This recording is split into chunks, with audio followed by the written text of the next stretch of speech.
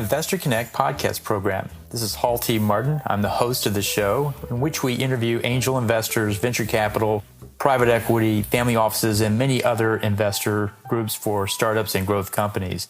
I hope you enjoy this episode. Thank you for joining us. Well, hello, this is Hall Martin with Investor Connect. Today we're here with Glenn Argenbright of Quake VC. Glenn, thank you for joining us. Thank you for having me. Great. Can you tell us about your background before you got into early stage investing? Well, I guess my background came out of early stage as well. I've been worked as a founder for about 30 years before I got into the VC side of things. Had a lot of success in that world. Started back in about 95. Good time to enter the tech market up in Silicon Valley. Had my first IPO in 98. Ended up having 3 of those. Had about 14 startups, 9 exits along the way. Always joke I had 5 miserable failures as well. So it's not all wine and roses the whole way, but really came out of it as a startup entrepreneur who had some success, really working as an operator. Through that, I found myself sort of in the beginning, sort of a reluctant investor, I like to say. And I started off by investing with early stage because that's what I knew. How did you get to come to Quake VC? So actually, from my early work, I'd actually formed a family office back in the late 90s and on the heels of one of my exits. And I had spent a lot of time with other families. And families historically do a lot more later stage investing, a lot of infrastructure, manufacturing, more core business investing, a lot of real estate as well. But there's been a shift over the last decade or so moving into early stage, and I started aligning with a lot of families that were looking at that as well. We started talking about, was at a conference at Stanford University for families and met with a few other families there and kind of started thinking about how we would put together an investment pool and an accelerator, bringing together family offices, which have a lot of background in operating businesses, together with young startup entrepreneurs. And that's kind of how it all began about 3 years ago. And then we started putting the capital together and bringing the team on board. So you've been on both sides of the table, both as investor and as a startup. What's your advice for people investing in startups? What should they look for in early stage companies? Well, that's a loaded question. Lots of things. First thing I would say, focus on the business, not the product. Entrepreneurs themselves tend to get too close to the product. When they tell you about their business, oftentimes they're actually talking about their product, not the business. And for entrepreneurs, I'd say the same. Your customer doesn't want a drill, they want a hole. So focus on the problem, not necessarily the product. Try and distance yourself a little bit from that. So I think that's important for investors. With respect to the business itself, as an investor, we look for evidence of traction. I think it's critical that you do that. You'll hear a lot of folks talk about product market fit, which is really just a nice way of saying that people buy the product or the service. Well, you can tell if there's product market fit if there's traction. That'll tell you a lot about it. I would say find good teams. You're going to be stuck with them. You're going to work closely with them. So you really need to trust them and get along with them. I think that's important. Be wary of single founders. We talk about this a lot. Or super majority founders. That's not as many people talk about that. But so many startups die because of founder disputes, founder issues. And another reason they die is because they failed to pivot. And single founder teams are 2.5 times less likely to pivot because they're less flexible, is really what it comes down to. So be very careful about that. And then finally, deal flow. Find a lot of it. Partner with people who have it, whether it be angel groups like us, somebody else. You need to do a lot of diving to find the pearls, and they're few and far between. And the other thing is you'll get better at it. The more you look at it, the better you get. So as you come into the venture capital world, the VC industry is evolving rapidly. Where do you see it going? Well, I think we saw a pretty big shift when accelerators started coming on board back in the early 2000s. The tech platforms like Gust and F6S and some of these others have dramatically changed the way that startups access VCs or early stage VCs. So I think that's huge. Information exchange is a huge key. The way that entrepreneurs, all the VCs now, we basically have Yelp ratings and scores, and all the founders are talking to each other, and they have the ability to exchange information very quickly. And the same is true on the funding side. So just bear in mind, both as a founder and as a funder, that everybody is talking to each other, that it's a very small world we live in now. And I think that's a good thing, but it definitely changes the way that we all interact. Tell us more about Quake VC. What is your investment thesis there? So we, like I was talking about before, we key heavily on traction. We focus, for us, it tells us a couple things. One, it tells us there's product market fit, like I was talking about before. The other thing is, I've looked at thousands, and our teams look at thousands of successful startups that have gone on to become larger companies. And what you see over and over again is that they all go through a pivot. In fact, I've only seen one deal of the major success stories. I've only seen one that didn't pivot. And so we like to try and find deals after the first significant pivot point. It's a point of significant, generally speaking, it's one of the key areas or indicators for failure. So if you can get to an investment after that, you're much better off. So we'll look for traction. It tells us that they've already got, again, product market fit. They've already moved past the pivot point. They probably have a strong team that can execute. It's interesting. I mentioned product market fit before, and a lot of people talk about it like it's an abstract concept, sort of like the houseplant died because it didn't get water. No, the houseplant died because you didn't water it. So product market fit is really a function of execution. So if you can see that there's traction, you've got a team that can actually execute on a vision. Probably tells you that the team gets along well, that you're not going to have some of these founder issues I talked about before. And then the other things I mentioned, like the pivot point. So I think that's important. You really want to look for those things, and that's a key part of our thesis. The other things we do real quickly, we focus on underserved markets or underserved industries. I feel like we're at a point right now in the market where valuations are very high. This is a risk for both founders and for investors.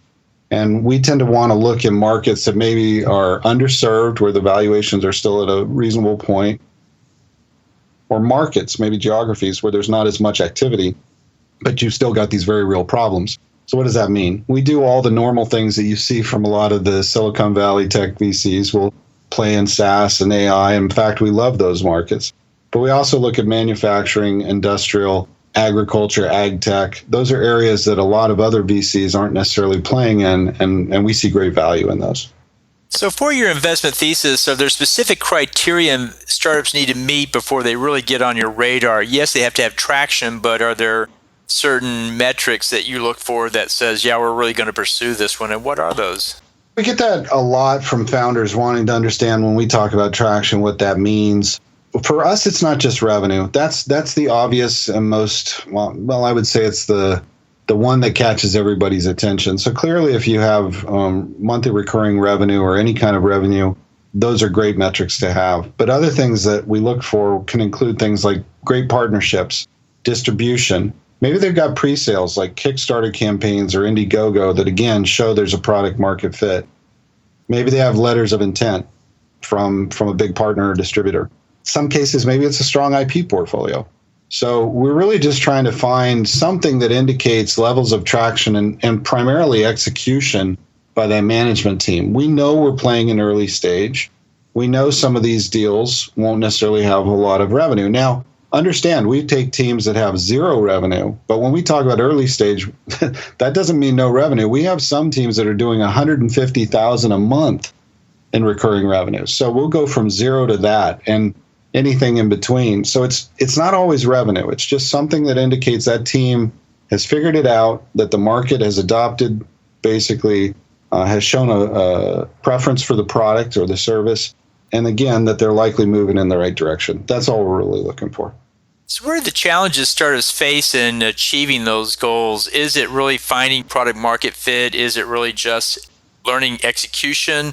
What do you think are the top one or two challenges you see startups facing today to get to those points? That's a great question as well. And I say that coming at this as a founder, and primarily myself moving into the investment world. When I look at today's founders, I think they've got a different set of challenges than we had. And I say we, meaning those of us that were doing startups 10, 20, 30 years ago. In the 90s, it took a lot more capital. In the 2000s, it took a lot more capital to get a startup off the ground, but you didn't have anywhere near the noise. So you didn't have to rise above all the other competition. Now it takes a lot less capital to get off the ground, in part because there's so many great platforms that you can build upon. I think that's one of the big things that's changed the landscape as well. But you can get your startup off the ground, but that doesn't necessarily mean that anybody will find it or that you can get awareness for it. And so that next step, the ability to move from proof of concept to actual adoption, is very expensive and very difficult. And so I think that's one of the big shifts. Is before it was an early problem, now it's kind of a mid problem.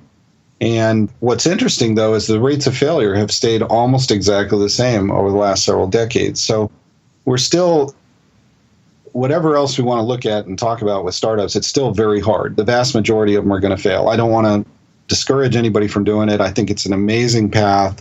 It's not for everybody, but I think it's an amazing path both for investors and for founders. But it's very difficult. And so you really want to, as an investor, I think you want to hitch your wagon to groups that have tremendous deal flow, have a lot of it, and really have the ability to filter down to the best. And they need to have a due diligence process to match. So they can't just go off gut, and you can't do this alone. I think it's very, very difficult to do this alone. I think the subject matter expertise alone makes that difficult. So I think some of the things when we talk about challenges are that, yes, as an investor, you have tremendous access, and you can get to a lot of different things now that you couldn't get to before. You can see a lot more deals, but you're still just basically hitting the tip of the iceberg. Trust me when I tell you that the large groups that are out there are seeing a lot more deals than any individual can. We look at, as an example, 500 to 1,000 a month. That's not something that most individuals could possibly do. Their own process couldn't possibly handle it. So I think one of the things is, yeah, you get access through some of these platforms and some of these services, but you have to be very careful with that. So hitch your wagon to somebody that can take it to the next level. And as a founder, as a startup, I would say, you really want to try, and again, sort of the same thing. You're going to run into a problem trying to rise above the noise. You're going to need a steady flow of capital, and you need a lot of expertise around you. So try and find, they always talk about smart money. I think that's almost an insulting term to everybody who gives you capital. Is really, they're taking a big risk on you. But I would say try and find advisors, mentors, capital providers that can bring additional value to the table, because you're going to need it. So as an investor, you're taking many risks. You're navigating product risk and execution risk and market risk, and there's many others. If you had to pick one or two risks that really stand out as the ones you're really working through with the deal flow you're seeing today, what would you think of the top one or two risks you have to mitigate to get to a successful exit? Well, after that list, I don't know that I want to be a founder at all. It's difficult. Well, I'll tell you, the first thing I would say is right now, I think there's one that not a lot of people are talking about, or at least not a lot of founders are talking about. And we, along with several other accelerators that we're close to and a couple good-sized funds that are out there, I know are starting to talk to our teams about this. The economy right now is booming. We all know it's booming. It's doing very well. But the Fed has already signaled that there's 2 additional cuts coming this year, two additional rate hikes coming this year. And so what that's going to do, you got to keep an eye on anything that might signal a recession or even just a potential pullback. And if funding tightens, a lot of the startups we're seeing, particularly with valuations as high as they are, and they're very high, even those funded by other VCs, those startups are going to struggle. They're going to struggle to raise capital. If they don't already have a path to profitability, if they don't have the ability to move into a bunker mode and really cut costs, they're going to struggle. And many, if not the vast majority of them, will fail. So we're already counseling our teams to shore up their balance sheets and get their houses in order in case there's any kind of pullback over the next, give or take, 12 to 18 months. And I suspect there will be. So, and I've been, whether you want to call it fortunate or unfortunate, I've been through 3 of them. I've successfully navigated 3 of those with 3 big pullbacks with startups that went on to success. So, and we did that in part because we were in a good position. And if you're in a good financial position when that hits, it's actually a glorious place to be, because you're going to see tremendous buying opportunities and great opportunities to go capture customers that are now left without a provider because whoever they had fell apart. So there's a real opportunity, but at the same time, a real risk. I think that's the one not necessarily tied to any specific execution, but I think tied to timing that I would talk to teams about now. And then beyond that, I would say that it's a strange thing, but I think that there are founders and teams out there right now. I've talked a few times about valuation. Maybe it sounds like a little bit of bitterness from a VC, but that's not really it at all. We're able to find great deals at valuations we like, but we look at a lot of deal flow. We see a lot of real high valuations right now. I see a lot of talk online, founders in particular talking about what's best for founders and having these high valuations so they don't give away a lot. It's typically not your early rounds that really hurt you as a founder. It's going to be the A round or beyond that are going to really start to eat your equity. So one of the things that happens is they'll set these high valuations early, and that drives really high valuation requirements for the A round or the B round and so on. It sets a certain domino effect, and it makes it very difficult. Some deals become unfundable, and that's a much bigger conversation than we have time for today, but I am consistently counseling founders on being very careful with their early valuation. I don't want them to drive it into the ground, but when we see these very early deals with very little revenue or traction at $8, $9, $10 million, those deals are going to come into their A rounds. They're going to need to have substantial increases in valuation to make their early investors happy, to look good for follow-on investors for that matter. And they're just going to price themselves out of the market. So I think that's another thing nobody talks about.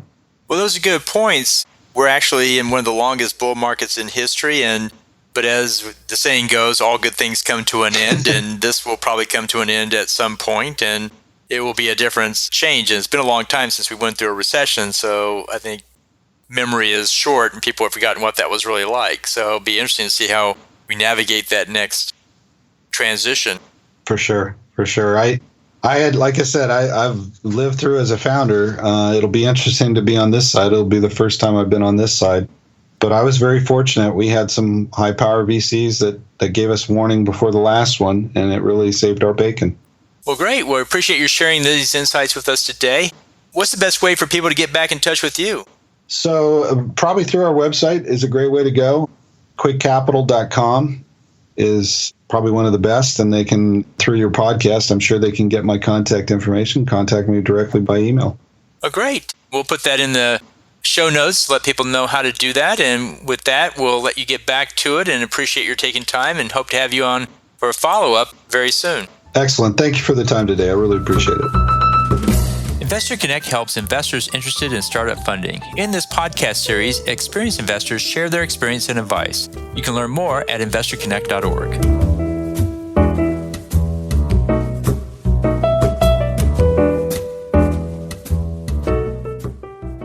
Paul T. Martin is the director of Investor Connect, which is a 501c3 nonprofit dedicated to the education of investors for early-stage funding.